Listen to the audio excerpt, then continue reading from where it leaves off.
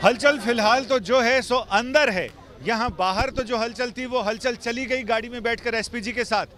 जैसे ही यहाँ आए 4 बजने में 10 मिनट की देरी थी, अचानक शोर हुआ, आ गए और तमाम मीडिया ने उनकी गाड़ी को वहाँ घेर लिया। ईडी के अफसरान साथ में थे और उन्होंने बड़ी मुश्किल से गाड़ी वहाँ से यहाँ तक लगभग 20 मीटर का ये पूरा रास्ता है और उसमें कम से कम 6-7 मिनट लग गए गाड़ी को यहाँ तक आने में। और यहाँ से उन्हें पैदल इसी गेट पर वो उतरे और यहाँ से वो अंदर चले गए हैं। प्रियंका गांधी गाड़ी में बैठी हुई थी, प्रियंका गांधी गाड़ी सहित फिर वापस चली गई है। उम्मीद की जा रही है कि जब रॉबर्ट वाड्रा को यहाँ से पूछताछ के बाद देर रात गए, जब छुट्टी मिलेगी उस समय भी शायद हो सकता है प्रियंका गांधी उन्हें लेने के लिए यहाँ पहुंचे।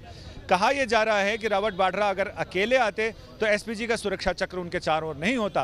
प्रियंका गांधी साथ में थी, एसपीजी का सुरक्षा घेरा था, बुलेट प्रूफ गाड़ी थी, उन तमाम चीजों के साथ वो सुरक्षा घेरे में यहाँ आए और अब उनको ईडी के सवालों का सामना करना पड़ेगा। ईडी के पास 2 दर्जन से ज्यादा सवाल हैं जिनका उन्हें जवाब देना पड़ेगा और जाहिर है कि अब तक का जो रिकॉर्ड रहा ईडी की पूछताछ का, एक बार की बैठक में कभी भी सवाल जवाब पूरे नहीं होते हैं। बहुत टाइम लगता है इसमें और उसका प्रोसेस भी काफ़ी अलग है, जिसमें पहले वो सवाल पूछते हैं, फिर ये जवाब देते हैं, फिर वो जवाब में वो कई तरह के नुक्ताचीनी होती है। जब फाइनल जवाब होता है वो टाइप होता है, टाइप होने के बाद फिर से पूछा जाता है क्या आपका जवाब ये है, अगर उसमें कहीं कुछ कमी बेशी है तो फिर से दोबारा जवाब देते हैं, फिर टाइप होता है। तो इस मामले में ये बहुत धीरे धीरे चलने वाली प्रक्रिया है और इसमें टाइम लगता है। तो ऐसे में 2 दर्जन से ज़्यादा सवाल हैं, तो जाहिर है कि उसमें आज की इसमें 2-4 सवाल भी हो जाएं तो काफ़ी ज़्यादा है और बाकी के लिए तो आगे और फिर समन किया जाएगा और उनको बुलाया जाएगा कि इस मामले में उनके जवाब क्या है। तो संजय साफ तौर पर ये कह रहे हैं कि सवालों का जो सिलसिला है वो यहाँ पर थमने वाला नहीं है और ये आगे भी चलता रहेगा। लेकिन हमारे साथ शम्स ताहिर खान भी जुड़ चुके हैं इस वक्त। शम्स, इस पूरे मामले को हम कैसे समझें? कितनी बुरी तरह से यहाँ पर फंस रहे हैं रॉबर्ट वाड्रा और मनी लॉन्ड्रिंग में अगर कोई इस तरह से संलिप्त पाया जाता है तो वो कितना गंभीर होता है? देखिए, जो ईडी का एलिगेशन है, जो इल्ज़ाम था, वो 12 ब्रिस्टन मार्क जो लेन है लंदन में, वहाँ पे 1.9 मिलियन पाउंड्स की खरीद फरोख्त का है, जिसके बारे में कहा गया कि इन पैसों का हिसाब किताब यहाँ पे भारत सरकार और उनको बताया नहीं गया था। हालांकि कोर्ट ने 6 फरवरी तक की मोहलत दी थी कि 6 फरवरी से पहले आप ईडी के सामने जाएँ और वहाँ पर जो भी सवाल जवाब हो आप उसको सामना करें। तो 6 से पहले वो उनको पहुंचना था वहां पर। लेकिन इसके साथ ये भी तय था, पहले से मालूम है कि ईडी के सामने वो जाएंगे लेकिन गिरफ्तारी नहीं होगी, क्योंकि कोर्ट ने 16 फरवरी तक उनकी गिरफ्तारी पे भी रोक लगा रखी है। तो अगले 10 दिन तक ईडी उनको गिरफ्तार नहीं कर सकती है, पूछताछ होगी और उसी 1.9 मिलियन पाउंड्स को लेकर है जो लंदन में जो इन्होंने खरीदा था उसको लेकर है। तो यहाँ पे 2 चीज़ें, एक पेशी ज़रूरी थी और ये लगातार कह रहे थे कि हम बच नहीं रहे, हम सामना करेंगे इस पूछताछ का, वहाँ जाएंगे। लेकिन दूसरी एक चीज़ और भी थी, जो जाहिर सी बात है कि गिरफ्तारी की तलवार जो है वो नहीं लटक रही है अभी, क्योंकि 16 फरवरी तक अदालत ने कह रखा है कि आप इन्हें गिरफ्तार नहीं करेंगे। तो ये मालूम है कि आज पूछताछ होगी। लेकिन जमानत, क्या शम्स जमानत दे दी है या जमानत भी नहीं दी है? नहीं, इसमें फिलहाल ये है कि ईडी ने जब सम्मन किया था पूछताछ के लिए तो उसमें यह भी था कि ईडी को अगर लगता है तो अरेस्ट कर सकती है और इसीलिए ये लोग कोर्ट गए थे, जिसमें कोर्ट ने ये कहा कि नहीं, आप 16 फरवरी तक इनकी गिरफ्तारी पर रोक है।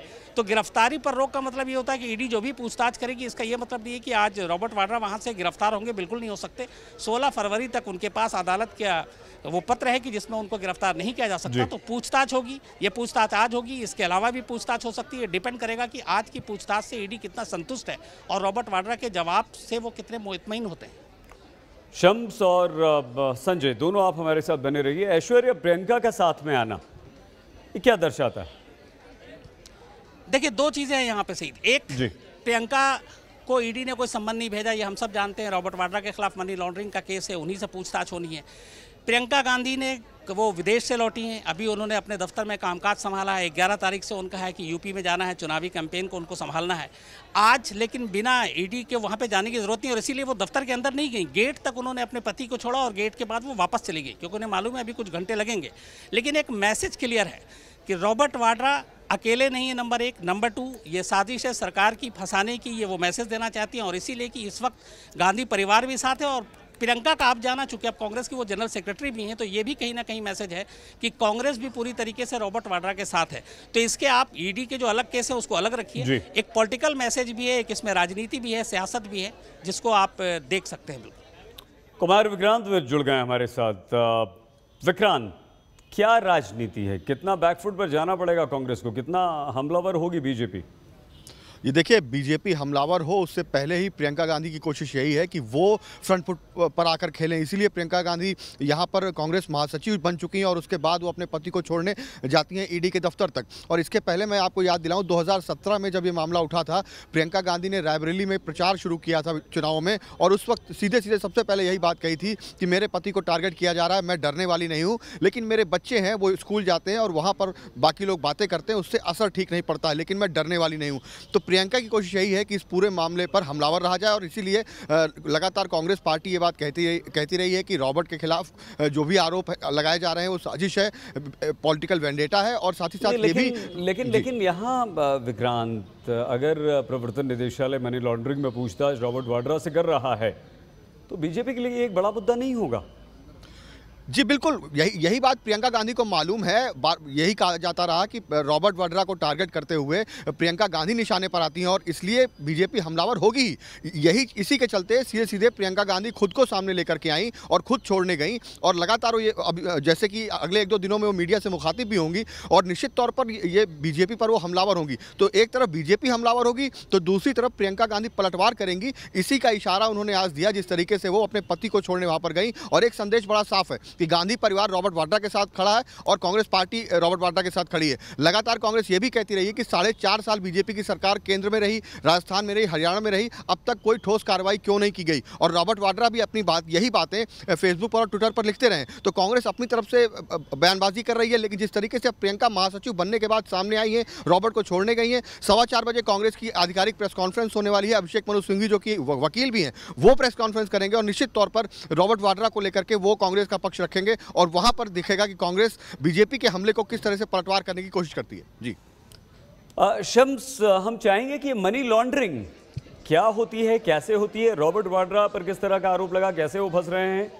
हमारे दर्शक समझ सकें ये जो खास मामला है जिस पे आज ईडी के सामने रॉबर्ट वाड्रा को पेश होना पड़ा है, ये 2009 का मामला है जिसमें कि ब्रिंगटन स्क्वायर लंदन में एक फ्लैट खरीदने की बात है 1.9 मिलियन पाउंड्स में, और कहा जाता है कि ये एक पेट्रोलियम डील थी। उस पेट्रोलियम डील के बदले में ये रिश्वत मिले और उसी की वजह से ये वहाँ पे इन्होंने ये संपत्ति खरीदी, और इस प्रॉपर्टी के मालिक रॉबर्ट वाड्रा है। ईडी को आज जो सारे उनके प्रूफ है जिसकी वजह से वो कोर्ट में गए और ये पूछताछ की कोर्ट ने इजाज़त दी, हालांकि एंट्रिम बेल के साथ कि आप 16 फरवरी तक गिरफ्तार नहीं करेंगे, कि वहाँ पे ये प्रॉपर्टी है जिसको आपने ख़रीदा है, उसके हिसाब किताब नहीं है आपके पास, हिसाब किताब होना चाहिए था। नंबर 2 जो सीरियस एलिगेशन वो ये है कि एक पेट्रोलियम डील जिसमें कोई बिचौलिया और उस बिचौलिए के ज़रिए ये मकान 1.9 मिलियन पाउंड्स का आपके हाथ में आया। तो अब इसके बारे में सफाई देनी है। मेन चीज़ ये है कि रॉबर्ट वाड्रा को ये बताना है कि वाकई ब्रिस्टन स्क्वायर पे कोई ऐसा फ्लैट है जिसकी कीमत 1.9 मिलियन है, उनके नाम पर है, किसकी और के नाम पर है।